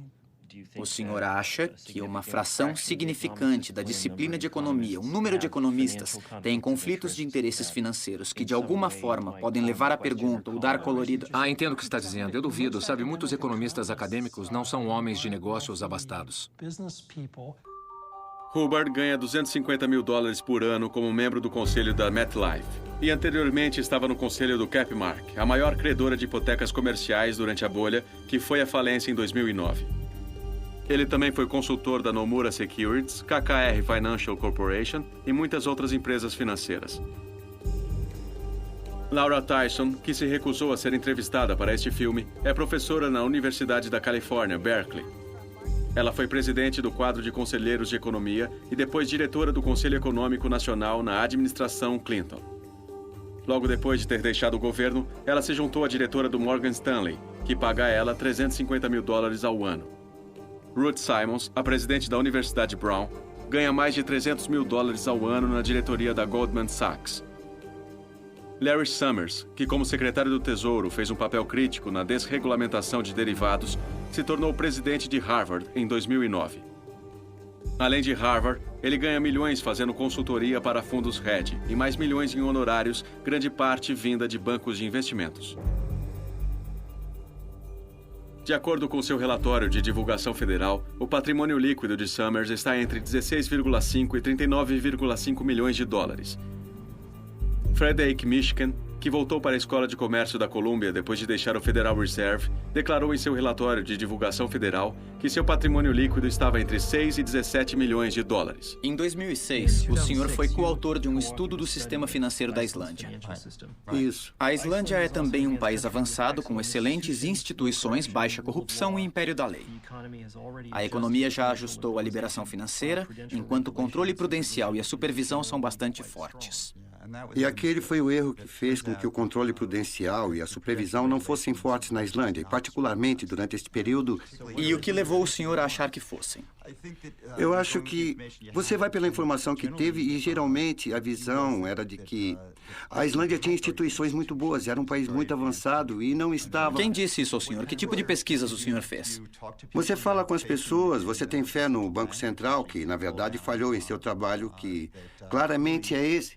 E eu acho que... Por que o senhor tem fé num Banco Central? Bom, aquela fé... Você tenta porque você vai com a informação... Quanto o senhor recebeu para escrever isso? Eu recebi, eu acho que o número é informação pública. Frederick Mishkin recebeu $124 mil da Câmara do Comércio da Islândia para escrever este documento. No seu currículo, o título deste relatório foi alterado de Estabilidade Financeira na Islândia para Instabilidade Financeira. Bom, eu não sei. Que seja. A coisa... Se tem um erro... Deveria haver publicidade disponível sempre que alguém faz a pesquisa de um tópico que revela algum conflito financeiro com aquela pesquisa. Mas, se eu me lembro bem, não há nenhuma política a esse respeito. Não consigo imaginar alguém não fazendo isso, em termos de colocar no papel. Deveria haver sanção profissional quando isso falha. Eu não vi nenhum lugar do estudo onde o senhor indicou que havia sido pago pela Câmara do Comércio da Islândia para produzi-lo. Bom, eu não, sabe... Certo. Richard Portes, o mais famoso economista da Grã-Bretanha e professor da Escola de Comércio de Londres, também estava comissionado pela Câmara do Comércio da Islândia em 2007. De modo geral, a internacionalização do setor financeiro islandês é uma história de sucesso. Dentro dos negócios, Richard Portes, Centro para a Pesquisa de Política Econômica.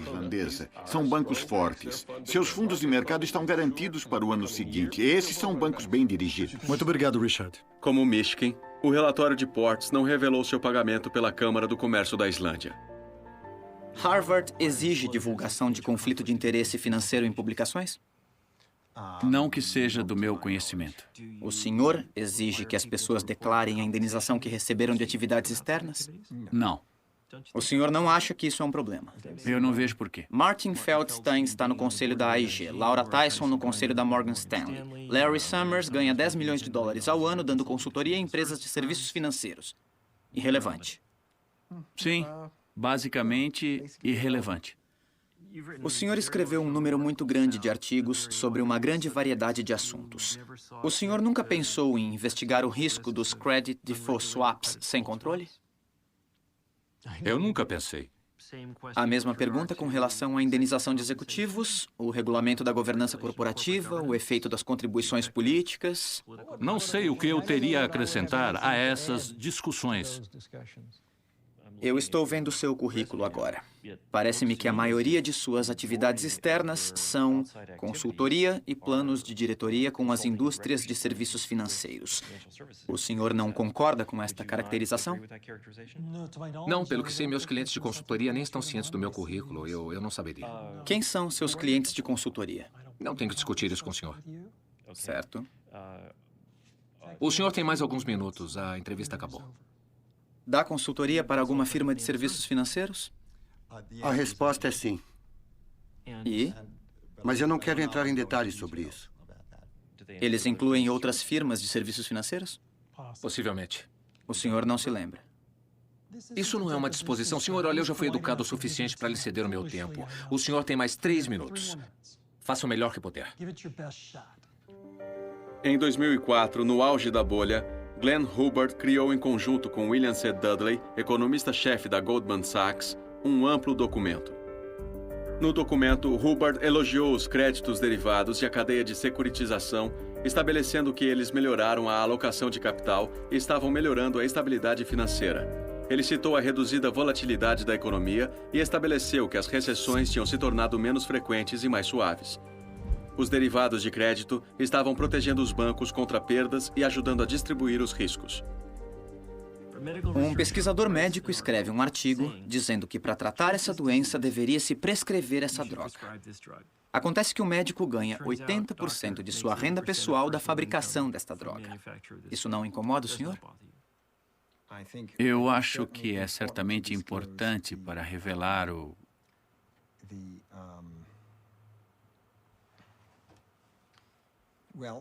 Bom, eu acho que também é um pouco diferente dos casos que nós estamos falando aqui, porque...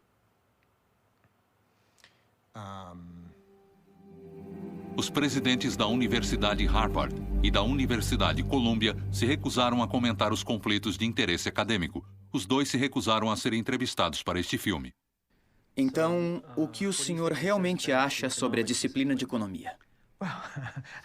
Bom, sabe, não há relevância com nenhuma realidade. E, de fato, eu acho que faz parte importante do problema. Parte 5. Onde estamos agora?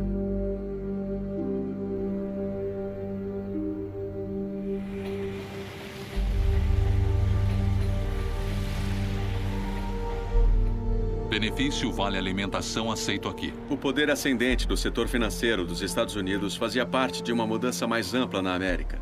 Desde a década de 1980, os Estados Unidos se tornaram uma sociedade mais desigual. E o seu domínio econômico tem diminuído. Empresas como General Motors, Chrysler e US Steel, anteriormente centro da economia dos Estados Unidos, foram mal administradas e ficaram atrás de seus concorrentes estrangeiros. Países como a China abriram suas economias. As empresas americanas enviaram empregos para o exterior para economizar dinheiro. Por muitos anos, as 660 milhões de pessoas no mundo desenvolvido estavam efetivamente protegidas de todo esse trabalho adicional que existia no planeta. De repente, a cortina de bambu e a cortina de ferro são dissipadas e você tem 2,5 bilhões de pessoas a mais. Os trabalhadores das fábricas americanas foram demitidos em dezenas de milhares. Nossa base de produção foi destruída literalmente durante o curso de poucos anos. Como a produção diminuiu, outras indústrias cresceram. Os Estados Unidos lideram o mundo da tecnologia de informação, onde empregos altamente remunerados são fáceis de encontrar, mas esses empregos requerem uma educação. E para os americanos comuns, a faculdade está ficando difícil de alcançar. Enquanto as melhores universidades privadas, como Harvard, fazem bilhões de dólares com seus atributos, os fundos para universidades públicas estão encolhendo e as taxas escolares estão aumentando. A taxa escolar das universidades públicas da Califórnia subiu $650 na década de 70 e mais de $10 mil em 2010. Progressivamente, o determinante mais importante de se os americanos vão para a faculdade é se eles podem ter dinheiro para pagá-la. Entretanto, a política de impostos americana mudou a favor dos ricos.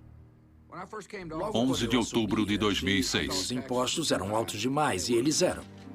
A mudança mais dramática foi uma série de cortes de impostos determinada por Glenn Hubbard, que na época era o conselheiro-chefe da economia do presidente Bush. A administração Bush reduziu claramente impostos nos ganhos de investimento, dividendos de ações e eliminou impostos sobre heranças. Tínhamos um plano abrangente que deixou quase $1,1 trilhões nas mãos dos trabalhadores, investidores e proprietários de pequenos negócios. A maioria dos benefícios desses cortes de impostos foi para o 1% de americanos abastados. Foi a peça fundamental de nossa política de recuperação econômica. A igualdade da riqueza nos Estados Unidos é agora mais alta do que em qualquer outro país desenvolvido. As famílias americanas responderam a essas mudanças de duas maneiras: trabalhando mais horas e se afundando em dívidas. Como a classe média está cada vez mais para trás, existe um desejo político de resposta, tornando mais fácil conseguir crédito. 15 de outubro de 2002. Imóveis de baixa renda pode ter uma casa tão boa quanto qualquer um. As famílias americanas faziam empréstimos para financiar suas casas, seus carros, assistências médicas e a educação de seus filhos. As pessoas no fundo dos 90% perderam terreno entre 1980 e 2007. Todos foram para 1%. Parte da renda mantida por 1%. Pela primeira vez na história, os americanos comuns têm menos educação e menos prosperidade que seus pais. 29 de setembro de 2008. A irresponsabilidade em Wall Street e Washington nos levou a uma crise financeira tão séria quanto qualquer uma que enfrentamos desde a Grande Depressão. Quando a crise financeira começou, pouco antes das eleições de 2008, Barack Obama indicou a cobiça de Wall Street e as falhas de controle como exemplos da necessidade de mudança na América. Uma falta de visão geral em Washington e Wall Street é exatamente o que nos colocou nessa confusão. Depois de assumir, o presidente Obama falou da necessidade de reformar a indústria financeira. Queremos um regulador. 14 de setembro de 2009. Necessidade de capital. Precisamos de uma agência de proteção financeira do consumidor. Temos que mudar a cultura de Wall Street. Mas quando finalmente promulgada, na metade de 2010, as reformas da administração financeira eram fracas. Em algumas áreas críticas, incluindo as agências de notação, lobby e indenização, nada significante foi proposto. Citando Obama e a reforma reguladora, minha resposta, se fosse em uma palavra, seria: há muita pouca reforma. Como assim? É um governo de Wall Street. Obama escolheu Timothy Geithner como secretário do Tesouro. Geithner foi o presidente do Federal Reserve de Nova York durante a crise, e uma das peças-chave na decisão de pagar a Goldman Sachs $100 para suas apostas contra hipotecas. Quando Tim Geithner estava testemunhando para ser confirmado como secretário do Tesouro, ele disse: "Eu nunca fui um controlador. Agora percebo que ele não entende seu trabalho como presidente do Federal Reserve de Nova York." Timothy Geithner se recusou a ser entrevistado para este filme. O novo presidente do Federal Reserve de Nova York é William C. Dudley, ex-chefe economista da Goldman Sachs, cujo documento com Glenn Huber elogiava os derivados. O chefe de pessoal de Geithner é Mark Patterson, um ex-lobista da Goldman. E um dos conselheiros sêniores é Leo Sachs, que supervisionava a Tricadia, uma empresa altamente envolvida em apostas contra os seguros de hipotecas que estava vendendo. Para dirigir a Comissão de Comércio Futuro de Commodities, Obama escolheu Gary Gensler, um ex-executivo da Goldman Sachs que havia ajudado a excluir o controle de derivados. Para dirigir a Comissão de Valores Mobiliários, Obama escolheu Mary Shapiro, ex-principal executivo da FINRA, Organização de Autorregulação da Indústria de Bancos de Investimento. O chefe de pessoal de Obama, Ron Emanuel, ganhou $320 mil fazendo parte do conselho da Fred Mac. Martin Feldstein e Laura Tyson são membros do quadro consultor de recuperação econômica de Obama. E o conselheiro-chefe da economia de Obama é Larry Summers. A maior parte dos conselheiros são os mesmos que estavam lá, que construíram a estrutura. Quando ficou claro que Summers e Geithner estavam em cargos maiores, como conselheiros, primeiro, eu soube que este seria o status quo. A administração de Obama resistiu ao ajuste da indenização bancária até líderes estrangeiros se manifestarem. A indústria financeira é uma indústria de serviço. Deveria servir aos outros antes de servir a si mesma. G20 deve extinguir a cultura de bônus bancário. Os ministros das finanças de Suécia, dos Países Baixos, Luxemburgo, Itália, Espanha e Alemanha, presentes no G20, incluindo os Estados Unidos, impuseram regras rigorosas para a indenização bancária. E em julho de 2010, o Parlamento Europeu sancionou essas regras. A administração Obama não teve reação. A visão deles é um choque temporário. As coisas irão voltar ao normal. 25 de agosto de 2009. Ele para um outro mandato como presidente do Federal Reserve. Obrigado, Ben. Em 2009, Barack Obama indicou novamente Ben Bernanke. Obrigado, presidente. Até a metade de 2010, nenhum único executivo financeiro sênior havia sido processado criminalmente, ou nem mesmo sido preso. Nenhum promotor especial havia sido indicado. Nenhuma única empresa financeira tinha sido criminalmente processada por fraude de ações ou fraude de contabilidade. A administração Obama havia feito uma tentativa de recuperar alguma indenização dada a executivos financeiros durante a bolha. Eu certamente pensaria em ação criminosa contra alguns dos grandes líderes da Countrywide, como Mozilla. Eu certamente penso em Bear Stearns, Goldman Sachs, Lehman Brothers e Merrill Lynch. Para processos criminais? Sim. Em relação a... Eles deveriam ser muito duros para vencer. Sim. Mas eu acho que poderiam ser se eles tiverem subordinados suficientes para dizer a verdade. Em uma indústria onde o uso de drogas, prostituição e a inclusão de contas fraudulentas de prostitutas como despesas de negócios ocorrem em escala industrial, não seria difícil fazer as pessoas falarem se você realmente quisesse isso. Eles me ofereceram uma barganha e eu aceitei. Eles não estavam interessados em nenhum dos meus registros. Eles não estavam interessados em nada. Seus registros não interessavam. Isso mesmo, exato. Há uma sensibilidade que diz que você não deve usar os vícios pessoais das pessoas no contexto dos casos de Wall Street, necessariamente, para fazê-los mudar de opinião. Eu acho que talvez, depois dos cataclismos que atravessamos, talvez as pessoas reavaliem isso. Não vou ser eu que vou fazer julgamentos agora. Os promotores públicos federais usaram os vícios pessoais de Eliot Spitzer para forçá-lo a se demitir em 2008. Eles não tinham mostrado entusiasmo similar em consideração a Wall Street. Você chega até nós hoje dizendo: sentimos muito, não queríamos isso, não vamos fazer isso de novo, confie em nós. Bom, eu tenho algumas pessoas em meu eleitorado que, na verdade, roubaram alguns de seus bancos. E eles dizem as mesmas coisas. Eles lamentam, não queriam fazer isso, eles não vão fazer isso de novo. Em 2009, como o desemprego atingiu os mais altos níveis em 17 anos, Morgan Stanley pagou a seus funcionários mais de $14 bilhões e Goldman Sachs pagou mais de 16 bilhões. Em 2010, os bônus eram ainda mais altos. Por que um engenheiro financeiro seria pago de 4 vezes a 100 vezes mais do que um engenheiro de verdade?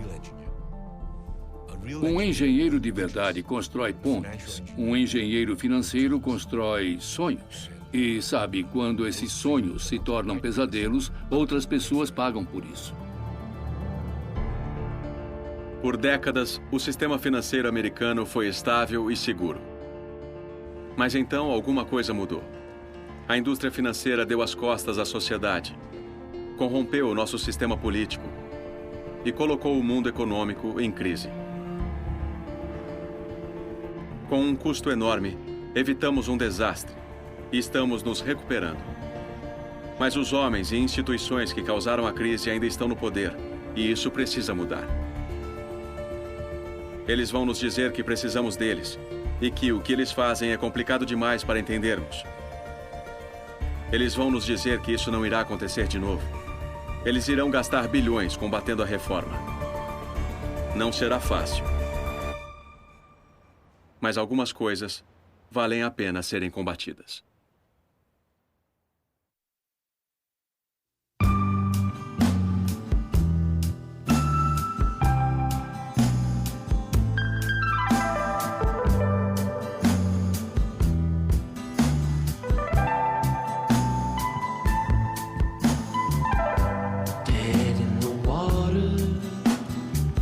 Not a paid vacation. The sons and daughters, the city officials attend demonstration. It's hardly sink or swim when all is well if the ticket sells.